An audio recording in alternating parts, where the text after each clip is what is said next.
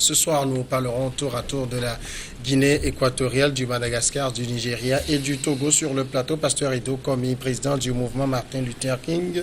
Bonsoir, Pasteur.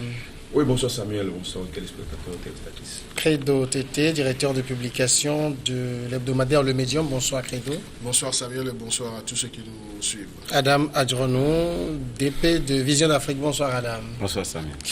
La Guinée équatoriale, pour débuter, le président équato-guinéen Teodoro Obiang Nguema a annoncé la convocation d'un dialogue politique en juillet pour préserver la paix et le développement que le pays connaît actuellement. Dans un discours retransmis mardi à la télévision d'État, le dialogue et la concertation politique constituent les voies pour préserver la paix et le développement que le pays connaît actuellement, a expliqué Teodoro Obiang Nguema Bazoko, 76 ans, et à la tête de ce petit pays d'Afrique centrale depuis 1979. C'est quasiment le même discours que prononcent la plupart des chefs d'État et qui souhaitent ouvrir des dialogues avec leur opposition. Non, mais on dirait que c'est du prêt-à-porter pour nos chefs de l'État parce que une fois qu'ils sont dos au mur, donc ils ont la formule magique appelant au dialogue et puis insistant sur la préservation, bien la conservation d'un idéal de paix. Donc c'est le même discours que nous sert le président Obiang Nguema aujourd'hui, qui est au pouvoir depuis 1979 avec 76 ans d'âge. Donc il faut dire que aujourd'hui, la Guinée équatoriale, sur le plan macroéconomique, ça se porte très bien. Mais il faut dire également que la pauvreté définit ce pays. Et sur ça, le contraste, hein. Oui, on a de bons chiffres macro, mais ça ne se ressent pas. Non, mais donc ça fait penser à la bourgeoisie et au prolétariat.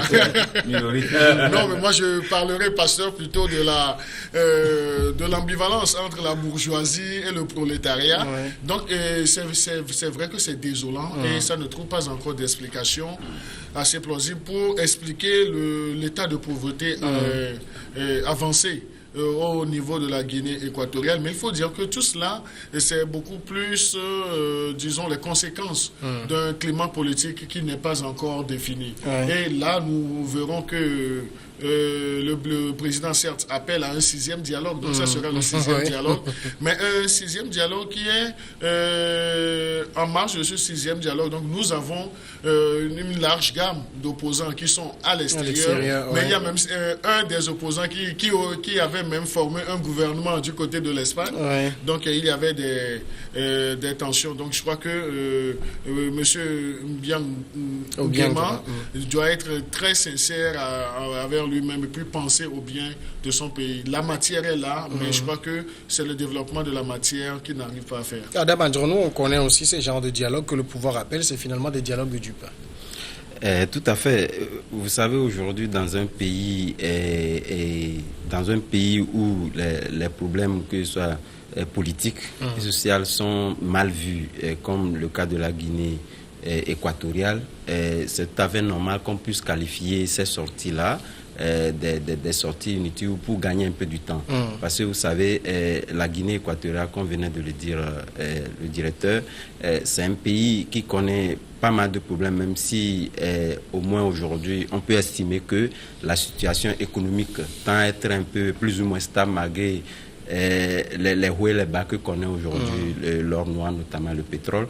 Aujourd'hui, c'est dire tout simplement que Obiang Nguema veut encore gagner du temps pour s'éterniser là où il est et toujours amasser les problèmes. Et on sait très bien que lorsqu'on amasse les problèmes, ça commence par devenir de trop. C'est ce qui explique un peu cette sortie-là pour calmer un tant soit peu les ardeurs et pouvoir toujours tirer la ficelle et être toujours au pouvoir. Est-ce que, Pasteur Edo, comme ça va être un nouveau dialogue pour faire entrer ceux qui sont en exil, légitimer certains partis d'opposition également? On c'était là le cas si, avec ce dialogue, ça pourrait être une assise nationale inclusive, une assise nationale inclusive, où ceux qui sont à l'extérieur puissent aussi rentrer. Mais tel n'est pas le cas, c'est juste rencontre, un dialogue qui serait tellement tout cousu, parce que là, avec les délégués connus d'avance, donc, est-ce que ça va régler le problème de Guinée, de la Guinée? Mais le président dit, nous envoyons notre invitation au dialogue national que je convoque aujourd'hui à tous les Équato-Guinéens dispersés dans la diaspora pour des raisons politiques. Oui, vous savez, l'invitation là, est-ce que l'invitation n'est pas claire, hein? L'invitation là n'est pas claire, elle est seulement envoyée dans l'air. Bon, maintenant, celui-là qui veut, à lui de l'accepter, de venir. Oui. Mais est-ce que les conditions... Mais déjà, c'est une main tendue. Est-ce que les conditions sont réunies à l'interne pour que les gens puissent rentrer paisiblement? Bon, c'est ça. Bon, donc, à 29 ans, je crois 29 ans de pouvoir, hein? Oui. 29 ans, à 76 ans, je crois quand même que il doit penser plutôt à passer le témoin. Hein? Là, c'est son fils, certainement, qui serait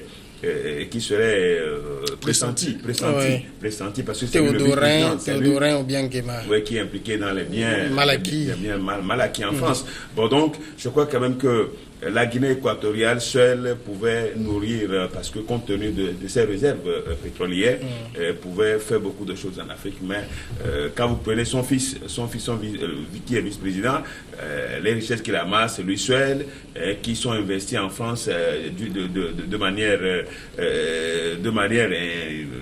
je sais pas comment, hein.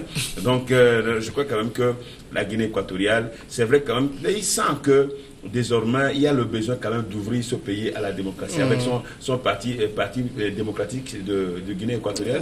Mais c'est dommage qu'on parle d'un parti démocratique au fait qui n'a rien de démocratie, quoi. Hein. Voilà, on dit PDGE, c'est ça, non? Mais qui n'a rien de démocratie. Hein, vous voyez, en Guinée équatoriale, il n'y a pas de démocratie.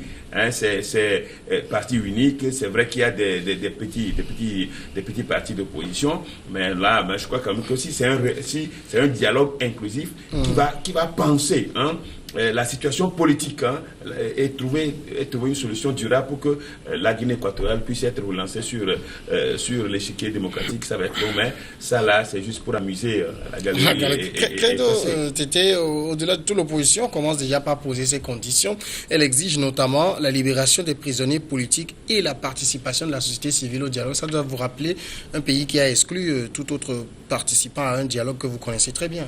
Non, mais moi, je dis, mais à travers cette question, tu as déjà défini ce pays-là, malheureusement. Donc, nous faisons l'expérience de ce pays qui a exclu la société civile et d'autres parties de la table de négociation. Mais ce qu'il faut souligner, c'est que en convoquant ce 6e dialogue, le président Obiang Nguema a insisté sur le fait que c'est une chance pour qu'ils puissent trouver des solutions internes et des solutions inclusives, comme l'a souhaité le pasteur Dokomi, mais également une aubaine pour définir des stratégies globales disons pas de développement, mais de reboosting de l'État. C'est un président en difficulté qui veut finalement associer les gens pour avoir des idées pour développer le pays? Non, moi je pense que c'est quelqu'un qui a subitement ou bien finalement la notion de la diaspora équato-guinéenne, parce que lui-même il a dû faire le constat qu'il y a assez de têtes pensantes qui se sont expatriées, qui sont sorties qui sont dispersées. Oui, qui sont dispersées partout. À cause de lui. Hein. Oui, à cause de lui. Non, même si on ne le caricature pas, mais à cause des problèmes sociopolitiques qu'il y a dans le pays, donc les gens ont préféré pour sortir de ce pays-là. Je parlais tantôt de cet opposant qui est du côté de l'Espagne, qui a même formé un gouvernement, mais il y a un autre opposant au président équato-guinéen qui vit en France, qui a même créé un parti politique, le CORED, là-bas. Donc il faut dire que cette ouverture, les opposants doivent saisir cela et poser également les réels problèmes. Moi, je crois qu'il faut lui accorder le bénéfice du doute et essayer de le prendre au mot. Parce que si c'est du bluff, il est en train de faire vis-à-vis de la communauté internationale en participant, en embrassant cette démarche avec monsieur Nguema, s'il est de bonne foi ou non, nous serons dans les semaines à venir. Disons-nous la vérité. Aujourd'hui, il y a cette impérieuse nécessité que les acteurs politiques de ce pays, surtout ceux qui sont dans la diaspora, puissent revenir et discuter, faire les balises nécessaires afin qu'il y ait un redécollage sur le plan démocratique. Ça, c'est très important pour l'avenir de ce pays. Adam Adjornou, ça veut veut dire qu'au-delà de l'annonce, il y a un calcul politique, stratégique, économique derrière. Bon, on ne le dira pas ainsi, parce que vous savez, c'est quand même ce qui est incroyable. Vous savez, les oppositions africaines souffrent de la même maladie. Parce que lorsqu'on a pris tout le temps pour critiquer un chef de l'État qui dirigeait un pays d'une manière clanique où on ne comprenait rien, aujourd'hui, il a senti la nécessité qu'en Afrique aujourd'hui, on ne peut plus diriger un pays comme ça. Il veut vraiment poser des bas d'ouverture. Et quoi de plus bon de pouvoir quand même lui accorder au moins cette chance-là, et lui mettre à l'épreuve pour voir qu'est-ce qui peut advenir dans les jours, les mois ou les années à venir. Voilà qu'on ne l'a jamais fait, puisque en Guinée équatoriale, ce n'est quand même pas concevable de pouvoir organiser. Obiang Nguema n'a jamais appelé à ces trucs-là. Lui, ce qui lui préoccupait, c'était son fauteuil, son pouvoir et tout. Et aujourd'hui, qu'il arrive à faire cette ouverture-là, moi je pense que l'opposition, les opposants de la Guinée équatoriale devaient quand même réfléchir par 2 fois de suite et pouvoir accorder quand même à Obiang Nguema le bénéfice du doute, comme venait de le dire le directeur, pour pouvoir quand même relancer le pays et pouvoir ouvrir le pays à d'autres sphères, qu'on puisse quand même entendre et implanter définitivement la démocratie dans ce pays-là. C'est très important. Alors, au-delà de tout, Pasteur Edo, il y a quand même l'une des principales formations politiques du pays, dissoute il y a quelques mois, le Parti citoyen pour l'innovation, qui n'a pas reçu de convocation pour le dialogue. Déjà, je l'avais déjà dit que c'est tout cousu, parce qu'on sait celui qu'il faut inviter. Même si l'invitation elle est donnée comme ça en l'air, Mbiang sait ce qu'il veut à ce dialogue. Il y a des gens qui sont exclus, par exemple celui dont vous parlez. Donc, moi, pourquoi à 76 ans et 29 ans de pouvoir, pour lui qui dirige ce pays avec de faire, sans partage de pouvoir, c'est son clan qui est toujours au pouvoir, et aujourd'hui il va organiser un dialogue comme les autres le disent, mais il faut faire attention, c'est vrai quand même que il faut s'ouvrir à cette annonce-là, mais il faut faire attention parce que c'est des gens qui vivent, pour eux c'est le pouvoir qui les importe, donc il faut faire attention à ces genres d'invitations pour ne pas tomber dans des jeux. Donc lui-même, sachant déjà le format qu'il donne à son dialogue, moi j'estime quand même que juste c'était pour faire peut-être, pour donner l'impression à la communauté internationale que il est en train de naître de nouveau et puis il veut faire pour nouvelle, pour un semblant de démocratie. Mais attention à ce genre d'invitation, si venait des gens comme Obiang Nguema. D'accord, on va marquer la courte pause et puis on reviendra après évoquer encore quelques minutes la Guinée équatoriale.